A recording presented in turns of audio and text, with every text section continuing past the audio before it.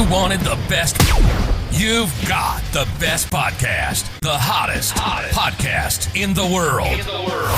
The Chris Voss Show, the preeminent podcast with guests so smart you may experience serious brain bleed. The CEOs, authors, thought leaders, visionaries, and motivators. Get ready. Strap yourself in. Keep your hands, arms, and legs inside the vehicle at all times, because you're about to go on a monster education roller coaster with your brain. Now, here's your host, Chris Voss. Hi, folks. It's Voss here from thechrisvossshow.com. There you go, ladies and gentlemen. Welcome to the big show. We certainly appreciate you guys coming by. As always, we have the most amazing guests, their stories, and their cathartic times, their life lessons they're going to share with you and tell you how you can avoid them, or if you're suffering, through the challenges of some of the things of life. The greatest thing is finding people who've been through those challenges, and they usually have a roadmap or a blueprint of how to get out of them, which is, I don't think what this show is about, how to not be Chris Voss, basically. I think that's how to not make the stupid idiot mistakes I've been making. Anyway, guys, for 16 years, 2,000 episodes, we're bringing the smartest people. We have another young lady on the show with us today to tell us about her journey and how she changed her life and made it for the better, as it were.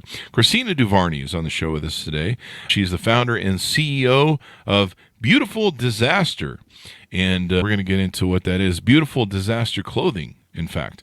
She has an amazing, remarkable story of building her company from a garage startup to a multi-million-dollar brand that's both inspiring and insightful. And if you don't find it so after you listen to the show, don't make me come out there and hurt you. No, I'm just kidding. Why violence, Chris? Why resort to violence? Just go listen to the show again if you didn't get it. Her journey showcases the power of resilience, determination, and creativity. With over $40 million in sales, Christina brings invaluable entrepreneurial wisdom and firsthand experience. Growing up as an only child in a broken home, she faced adversity from a young age. With an alcoholic father, she learned resilience and self-reliance early on, navigating turbulent waters with determination and grace. It was during her formative years that she first entered the car business, where she honed her business acumen and developed a keen eye for detail. Amid the chaos of her upbringing, she discovered the transformative power of fashion. She realized that what you wear isn't just about aesthetics, it's a reflection of your inner strength and identity. And considering the horrible fashion that I have neither of those items. This epiphany, ignited her passion for fashion and set her on a path to create Beautiful Disaster Clothing, a brand that empowers individuals to embrace their unique identities and wear their strength proudly. Her journey from a tumultuous childhood to a successful entrepreneur underscores the profound impact of resilience, determination, and the belief that fashion is a powerful form of self-expression, or in my case, no expression. Welcome to the show. How are you, Christina? Thank you so much, Chris, for having me. Wow, what an introduction. Well, you wrote it. Yes, I am fantastic. Honored to be a guest. Thank you for having me. We're honored to have you as well. Give us your .coms. Where can people find you on the interwebages? Sure. bdrocks.com, bdrocks.com on the World Wide Web. And at Beautiful Disaster Clothing just about everywhere else. There you go. Yeah. So give us a 30,000 overview of what you guys do there at Beautiful Disaster Clothing.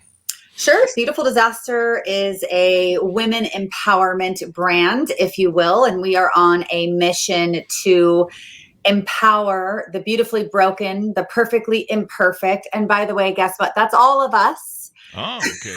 So I can join that crew maybe? Yes.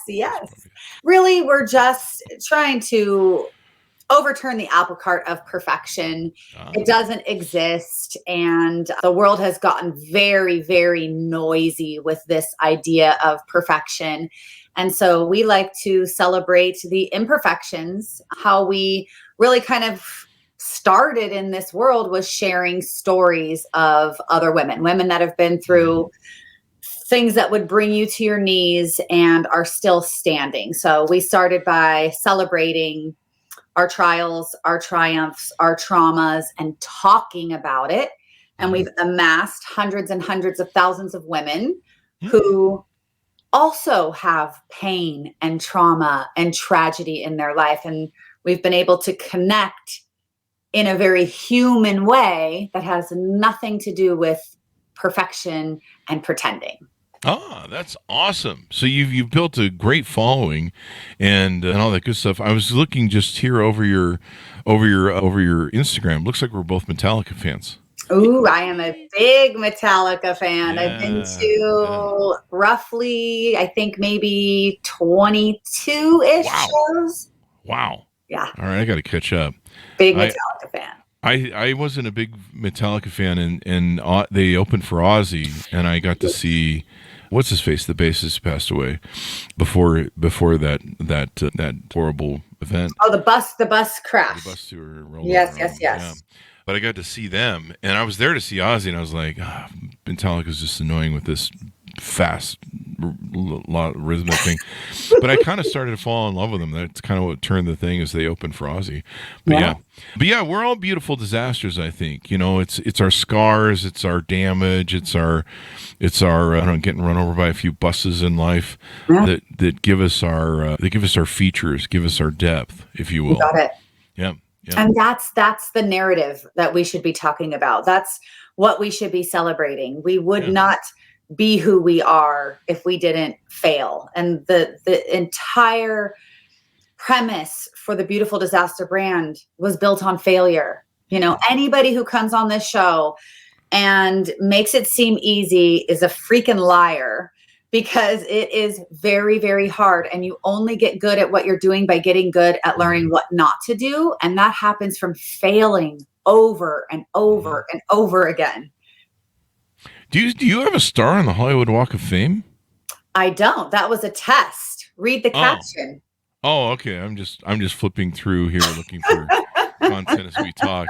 Keep dreaming. It was actually a social media experiment to see how many people actually read a caption. Oh, I'm just looking for content to talk about as we do the show. That's usually what I do in the background. I produce the show that way. Yeah, that's me. Give us a story. Let's dig into your upbringing a little bit. We've kind of heard some of it.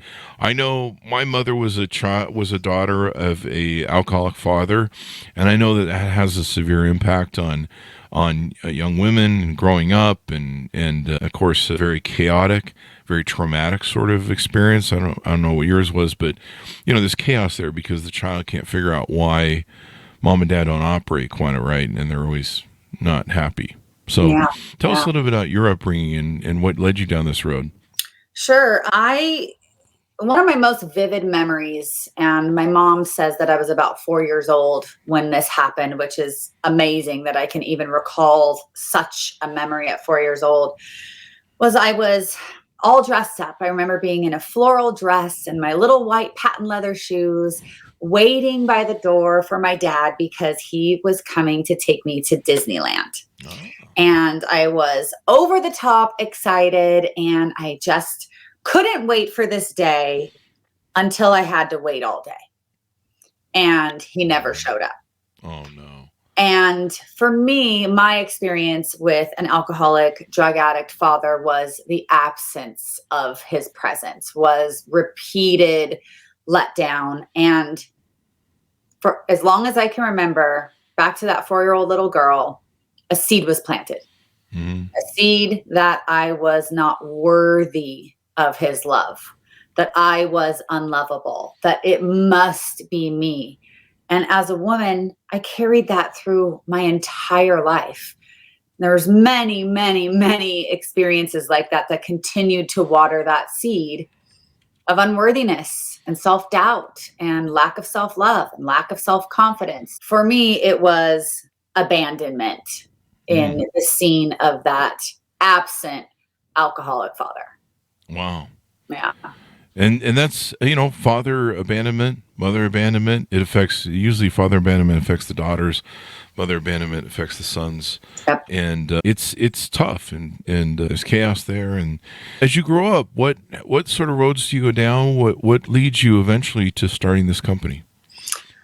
Oh, man. We will fast forward to middle school. I grew up in a very affluent area, except for I was in the apartments that were like on the other side of that affluent area, a little place by the name of Calabasas, California. Mm-hmm.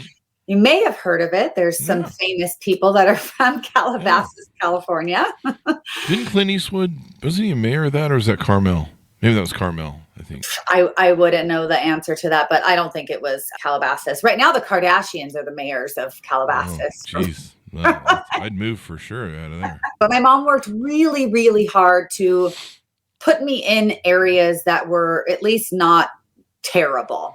I lived in the apartments on the other side of town, and I went to a middle school called A.E. Wright Middle School, where this was the first time that I was ever exposed to affluence in my life. We grew up, very, we had enough. We had what we needed, but that was about it. So in middle school, that was the first time that I was exposed to what you wear says something about you. Mm-hmm. And it also says who you fit in with. So this was a time when everybody was wearing, I'm going to date myself, LA Gear and Guess and Tommy Hilfiger and Nike. And if you were not wearing those things, you were not a cool kid. Yeah. I think I remember I was one of the not cool kids. Yeah, same. I remember asking myself, Nike, right? Mm-hmm. What does that mean to me? Mm-hmm. This doesn't mean anything to me. LA Gear doesn't mean anything to me. Tommy Hilfiger, what are these brands? And I don't know what it was or why I had an innate understanding of branding at such a young age, because I did without knowing it. Mm-hmm. And I just decided that I wasn't going to wear the things that those people were wearing because it didn't mean anything to me. Mm-hmm. That's when I started going to thrift stores and finding Metallica t-shirts and Ozzy Osbourne t-shirts and wearing something that actually spoke a little something about who I was or what I liked. Yeah. And that was a big, bold move because you were labeled as, a Hessian. That's what it was back then. You were a Hessian. Really? What is a Hessian? I guess a metalhead or something. Oh, was this the 90s for you? It was the 90s. Oh, see, I came from the 80s, so they just called us Satanists and stuff. I grew up poor, so I got 2 shirts a year and 1 pair of pants a year, and then Payless shoes. What I started doing was when I go to concerts like Van Halen and Ozzy Osbourne and all the Judas Priest and stuff, is I'd buy the shirt, and then I'd have a whole library of shirts to wear throughout the week. Yes. But then I was in Utah, so they were all like, you worship Satan, and I'm like, yeah, sure, okay, that makes you happy, I'll do it. Exactly. I remember that, at that time, all of the t-shirts were 4 sizes too big for me because I would go to the thrift store and I'd only be able to spend $4.25 on the one, that I went through the rack. And of course it was going to be a 2XL. I was drowning in a 2XL. Yeah. So I started cutting and customizing my own clothes. So I would crop them and I would roll the sleeves and I would put a little sewing mark to hold the sleeve up. And maybe I would put some little slashes or holes to make it look more vintage. And the cool kids noticed. Oh. And I will never forget the first time that one of the most popular girls in school asked me if I would make her a t-shirt. Wow. And I said, why, yes, I will. You provide the t-shirt and give me $20. Uh-huh. And that was the first sale I ever made in the clothing industry. Wow. And something really happened where I was like, wow, I can wear what I want to wear that describes who I am and how I feel. Mm-hmm. And I can make it look cooler than it was originally. And I can make money for doing this for other people. And everything really started to change after that. And I got to be who I was. I didn't have to change who I was to fit in with other people. Uh-huh. And it led to transactions, which was really cool. Yeah. So how did you scale that then to do what you're doing now? I knew that in order to really start a brand, you need money. Yeah. So it wasn't until I graduated high school that I had my really big idea for how I was going to get rich at 18 years old so that I could start my own brand. And I came home and I told my Mom, I know exactly what I'm going to do so I can make a ton of money and start my own brand. What are you going to do, honey? I'm going to sell cars. Oh. So on my 18th birthday, I went down to the DMV and I got my vehicle salesperson's license and I started selling cars. Because I knew that that was a way to make a lot of money that I could control myself. All I had to do was be better than everybody else and I would sell more cars, right? Pretty simple. Yeah. Keep in mind, again, this is the 90s. Yeah. So I got my first job at a Ford truck lot. New or used or both? New Ford trucks. This is probably 1996 or 7. And I was the only female. Yeah, that's a tough business to be in at that time. It still is, actually. Yeah, but I mean, it was really tough when I started. I was 18 years old. Oh, my God. And the only chick on the lot. Yeah, I know why you're laughing. Yeah, I did a year in the new car business, but I was young. And those guys, you must have got so much sexual harassment, it probably wasn't even funny. Oh, my God. I mean, Especially it was just absolute torture. I mean, trying to steal my customers, yelling out profanities when I'm with a customer. Oh, wow. Oh, it was really, really bad.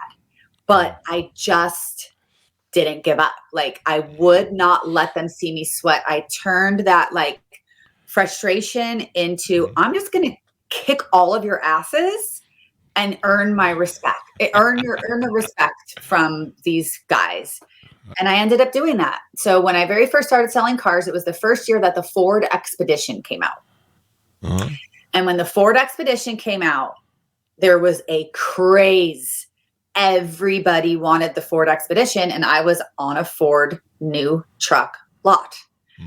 I sold so many above sticker price Ford Expeditions that I remember one of my first paychecks was like $8,500. And I came home and showed my mom, and she was like, what? You're making more than I've made in 3 months. And it worked. And I started to make really good money. And I started to make really bad decisions because I had really good money. You had money for the first time. Yeah, we all do that. So I ended up at Lake Havasu City Jail. You know, that's a story for another time. That's a hell of a tour. Yeah. But something else magical happened for me in the car business. And you said you did a little bit of time in the car business, right? About a year, yeah. About a year. Okay. So you're probably going to know all about this. Part of being a vehicle salesperson is you have to sit down and watch a lot of Zig Ziglar, right? Yeah. They introduce you to all these different motivational tapes, and you got to watch the videos and go through the course. Yeah. And that was the first time that I was ever exposed to the idea of self-development. And Chris, I'm telling you, that is what changed everything for me. I never knew that I could learn how to believe in myself. Yeah. I just thought that somebody else got to be in control of that and took it away from me year after year after year after year of my life as I was growing up. I did not know that there's actually a way to believe in yourself. Oh, wow. So interesting. Yeah, I'll never forget one of the, after the Zig Ziglar tapes and everything in the car business, one of the first books that I read was Think and Grow Rich by Napoleon Hill. There you go. A great book. That book changed my life. Yeah. And it changed it changed the trajectory of my life, the way that I could think. And that's when I started to become more entrepreneurial, actually start saving some money, and then finally created my first clothing brand. And so were you sick of the car business? You decided to create the clothing brand, or did it just... No, I kept doing it. You just kept doing it. But what was the thing that flipped the switch on where you went, hey, I should go back and do what I really love, I'm assuming the clothing brand? I stayed in the car business for 20 years. Oh, wow. While I built... You don't look that old. Well, you did start at 18, though. But Thank you. Still. Thank you. The math isn't adding up here, but yeah, the math isn't mathin'. You've aged well. Thank you. Not well. Or you haven't aged.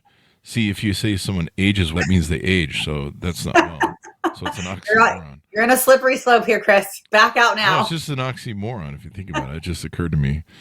If you tell someone they aged well, you're like, but I aged? What? Right. You're like, that's an oxymoron. It cancels each other out. So go back to what you were saying. So for 20 years, I built this brand in the pockets of my life. Mm-hmm. It was not an option for me to stop working and go all in on the business because the business took every piece of disposable income that I had. And like I said, I started in a garage. So I thought that the brand name Hanky Panky was like so cute. So Beautiful Disaster wasn't always Beautiful Disaster. Oh. I started out Hanky Panky and I paid a friend to design a little logo. Uh-huh.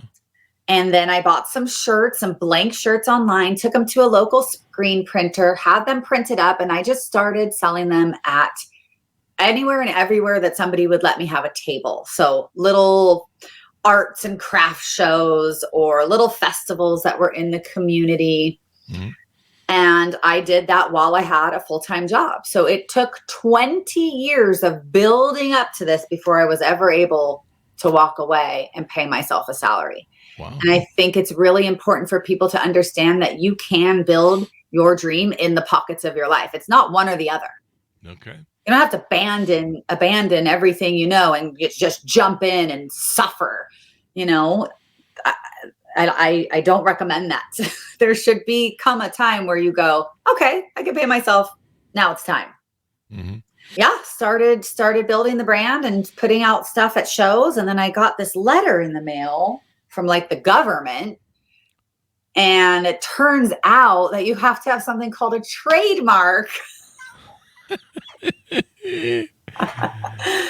And somebody else had that trademark. You got a C&D. I got a C&D. I wish I would have kept them. I would have had several on the wall back here. Yeah. There's a lot of people into some hanky panky. Oh, see, I don't know what that means actually, but apparently it's a really famous, like high-end underwear brand. I'm wearing hanky panky right now. Are you? Yeah. But I have Beautiful Disaster as my shorts. Okay. Just making some fun. I haven't ordered any shorts. I don't have shorts on right now. I don't know. It's getting weird now. Anyway, it sounded funny in my head at the time. When did you decide that Beautiful Disaster was the right name? What motivated you to pick that one? Sure. Hanky Panky, had that juxtaposition of naughty and nice, right? When I got the cease and desist for Hanky Panky and I was put on the spot and I had to think of something else, I went with Good Girl, Bad Girl, and I shortened it to GGBG. Sound like a brand you've ever heard before? I think, wasn't it a song by the Bee Gees? BG? Well, there's a brand called BCBG. So they sent me a nice little letter. You did have a collection.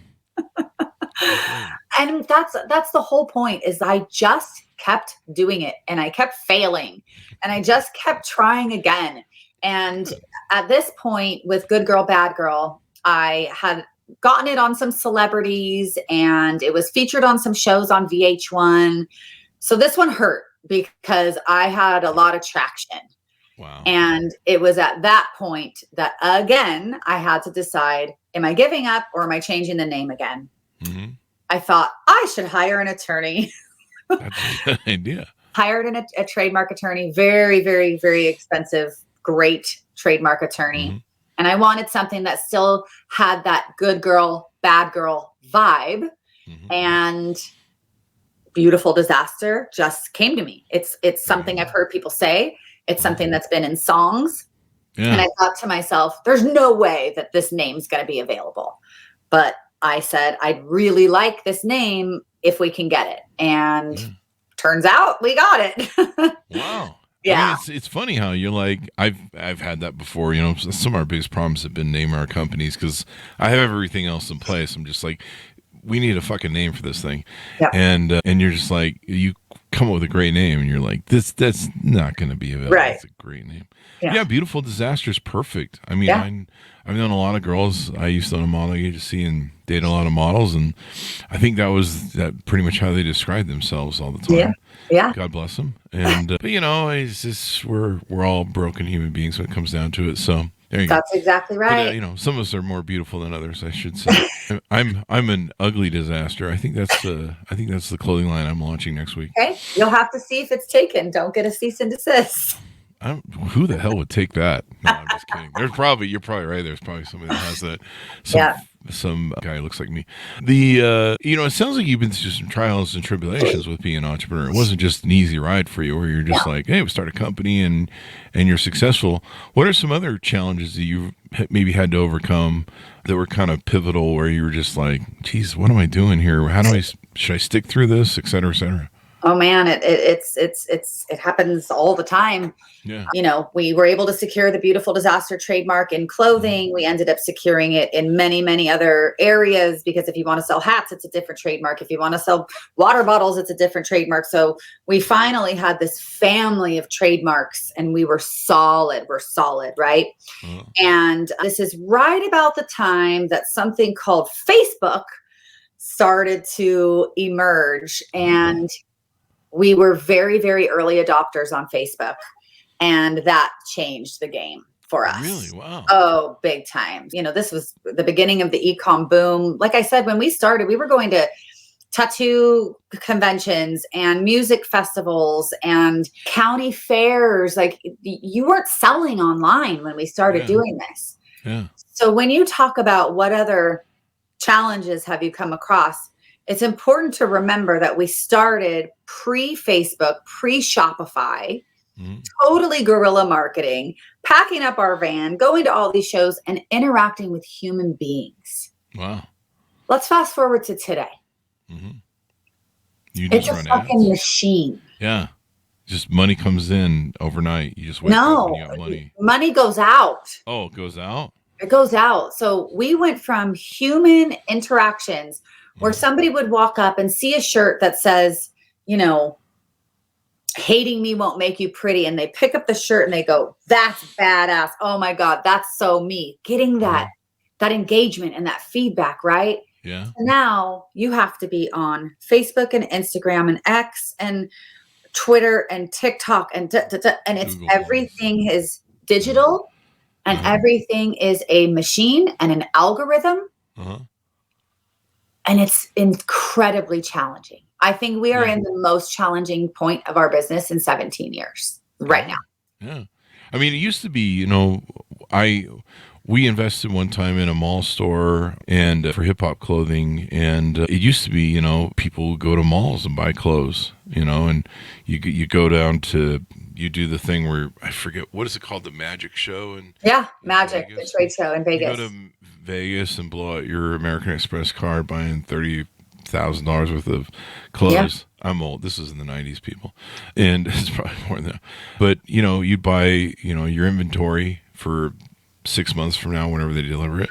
And then, but the malls were the thing. Like everyone would go to malls. Now malls are dying and dead. And you're right. Everything's online now. Amazon, et cetera, et cetera.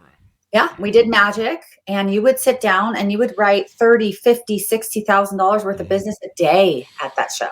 Yeah. And you would be shipping to multiple locations, accounts like we had Hustler Hollywood, and we were shipping to every Hustler store from California to Florida. Wow. And it doesn't work like that anymore. Yeah. It's so hard for me to wrap my mind around putting money into this machine. Not knowing what my return is going to be, not knowing how many people I'm going to reach. I don't have any control over that. And the barrier of entry is going up. It costs more to acquire a new customer. It costs more for your stuff to be seen by people. And it's just this self-perpetuating machine. Yeah. So I personally feel the most challenged right now. And we've done over $40 million in sales. Wow. And right now, I feel is the most challenging because I have the least amount of control. Yeah.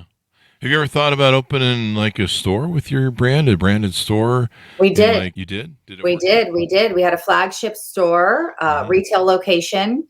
And a lot of the things that you just mentioned are exactly what happened. Aside from employees just being impossible because so many people are just irresponsible twats that That's one component. And then thank God we got out of it pre-COVID. That could be another shirt brand, Impossible Twats. Might be launching. That explains actually some of my models. I don't know what that means. I'm just being funny, people. Don't write me. That's another name of the new podcast too, by the way. Impossible Twats Podcast. Hey, you said you wanted some sound bites. There you go. We got sound bites, ladies and gentlemen. Callback jokes.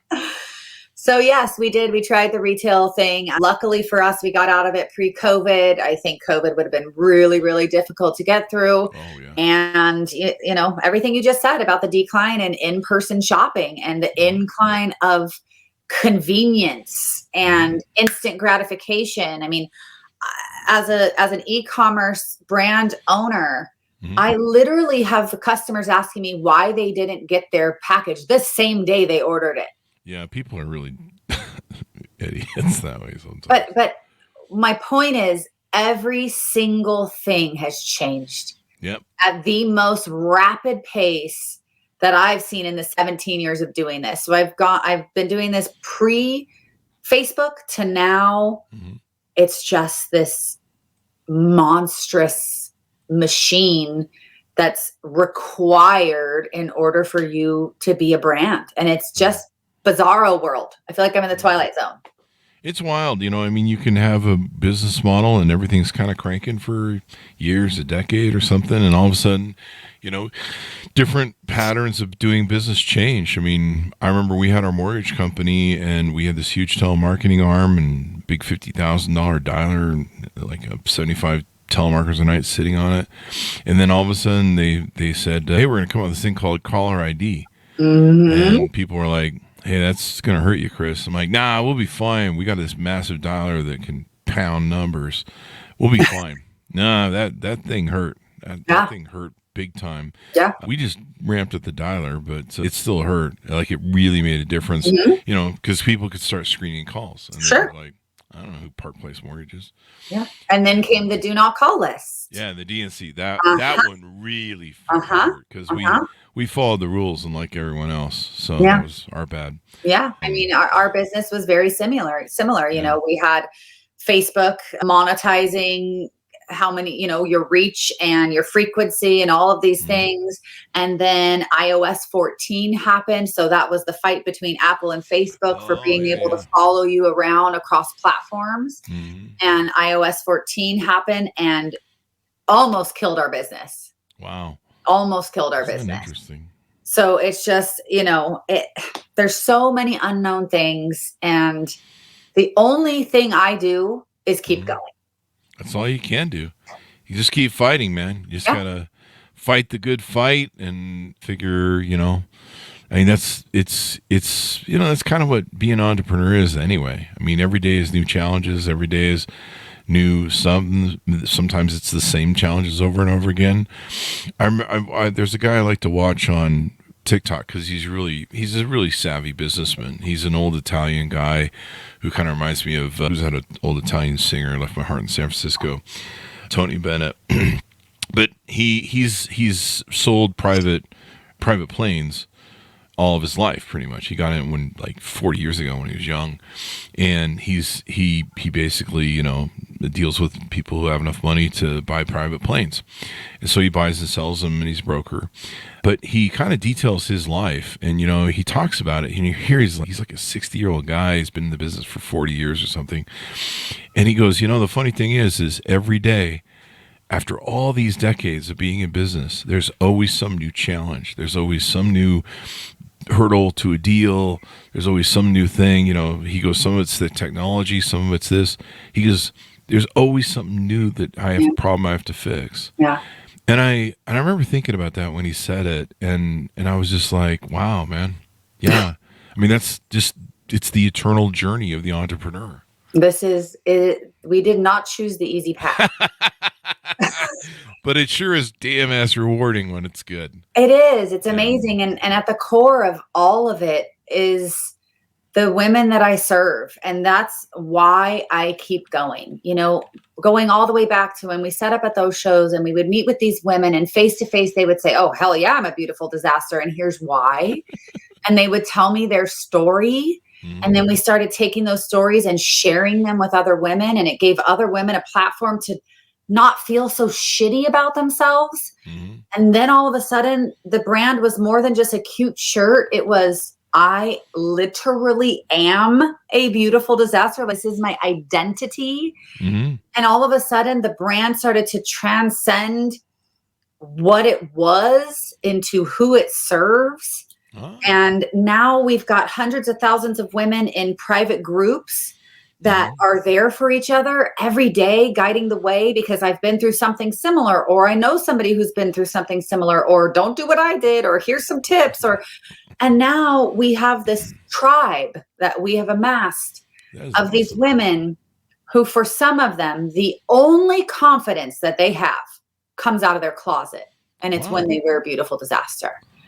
And we've been able to turn these trials and these traumas into a trademark.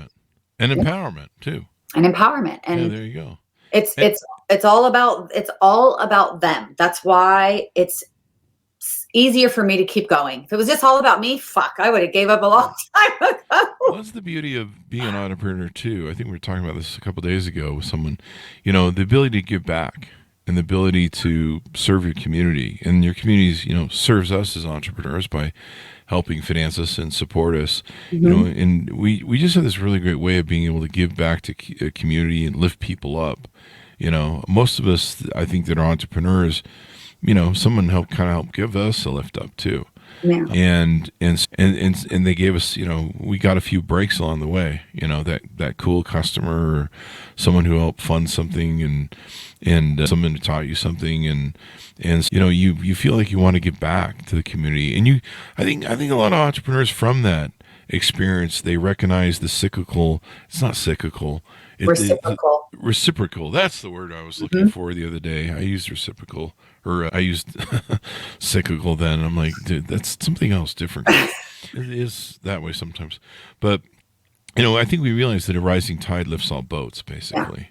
Yeah. And, that's important that we give back. And it sounds like, you've been really smart. You built a community around your brand. And that's really something smart. A lot of restaurants didn't do that before COVID. In fact, most of them didn't have a website before COVID. Yeah. And they really got caught with their pants down. Yeah. And they had to scramble, and, they had no way to order online. They didn't have an online presence, so you couldn't call them and do pickup. And having that community, now restaurants are much smarter. I mean, the smartest ones try and get your email. Sure. And offer you discounts and stuff. So that's really great. What's the future of your brand? What do you see coming down the future? I mean, is there any things you're working on that you can share that maybe you see the future of where the business is going and different Yes, things? I'm actually currently working on some strategic partnerships so that we can really take the brand to the next level. We'd like to get into some different categories. We have the women in the Beautiful Disaster Tribe want everything from a bed set that says Beautiful Disaster to a freaking steering wheel cover that says Beautiful Disaster. Looking into licensing agreements, some strategic partnerships to be able to expand the product line. And really I'm trying so hard to find the right set of people that know more than me about this crazy machine so that we can continue to have a sustainable brand and we can continue to reach the women who so desperately need what this brand and this tribe can deliver. So right now I'm open to opportunities for how to do this in a bigger, better, more efficient way at scale. There you go. Partnerships and alliances and all that sort of good stuff is, really important in today's world. Rising tide lifts all boats. Have you guys done all the SEO hiring and targeting and all that kind of fun stuff you do with websites? Oh, God, yes. We've got teams for every freaking acronym that you could think of. And you know what you could do? You could get referrals from psychiatrists. That might be, paid. Oh, God. That might be some sort of breach of confidentiality. I have a feeling most of your customers don't go to psychiatry, but that's another story. I'm not even going to touch that one. I'm still dating half of them at this point. There you go. We'll just send you some little referral cards. Yeah, I might I'll make some money. I'll get some of my first date money, that coffee money back. But I love beautiful women. But sometimes the reason they're beautiful is they're working on some childhood issues. And if you think that you're just going to find a woman that doesn't have any drama or trauma or past or trials or triumphs, you're either never going to find that or be really fucking bored. Yeah, that's the reason I'm still single after all these years. But I've had some amazing women in my life, and I've known some beautiful women. But I do remember when I owned my modeling agency and bikini team for 6 years, that the women would come to me and they would see the male models being drama queens, and they would say to me, "Chris, are we as big of drama queens as the male models?" And I'm like, "No, the male models are far worse. You guys don't even come close to what little bitches those guys are." There was always that. So it's not exclusive to females. It's male models too. They're in their own brand of crazy. It's a human condition. We are all broken. We're all trying to fit the pieces back together. We're trying to do a little bit better today than we did yesterday. Fit the pieces back together. I keep trying to break mine some more. I'm like, fuck, this seems to be working. I don't know. Let's break it some more. Got the wild turkey. Final thoughts as we go out. How can people on board with you, get involved with your brand, et cetera, et cetera? The best way is to visit the website at bdrocks.com. I encourage you to go to our Tribe Stories section. This is the collection of thousands of stories from women all across the United States. So if you're feeling like you have it bad in life, go read a couple of the stories and you will probably be humbled pretty darn quickly. We also have a couple of private groups on Facebook and our main page on Facebook. You can follow us on Instagram. Both of those are at Beautiful Disaster Clothing. And you can find us in about 50-ish Harley Davidson stores across the United States as well. Yeah. Maybe I should get in some of these groups. This sounds like my core demographic of. No. We don't let poachers in. I've dated a lot of models all my life. God bless them. They're just such wonderful people, and they're beautiful, and they're usually beautiful disasters. But yeah, it's dad left when they didn't give enough attention. They were young, and now they work really hard at being beautiful and getting attention from men. Yeah. It's the same. Everybody's at a different place in their journey. Everybody's at a different place in their journey. But I know what shirts to buy now for dates. Well, we also have a men's line called Handsome Devil. So you some of that for yourself. Well, that's kind of pushing on my looks, but the devil part is accurate. So there's act as if. Yeah, I do. I tell people I'm a merge between Brad Pitt and George Clooney. So. They still look at me askance, but that's not my problem. So there you go. Give us the .com one more time as we go out. Sure, it is bdrocks.com. There you go. Thank you very much, Christina, for coming on the show. We really appreciate it. Thank you so much for having me. I really appreciate the time. And it's such a great entrepreneurial story. Keep fighting in there. You just have to, I guess the fight never ends. No. So, yeah. You just got to build your muscles and be able to get up more times than you get knocked down. That's it. There you go. That's the key right there. That should be on a shirt. Thanks for my audience for tuning in. Go to goodreads.com/Chris Voss, LinkedIn.com/Chris Voss, Chris Voss One, the TikTokity, and all those crazy places on the internet. Thanks for tuning in. Be good to each other. Stay safe. We'll see you next time. Bye-bye.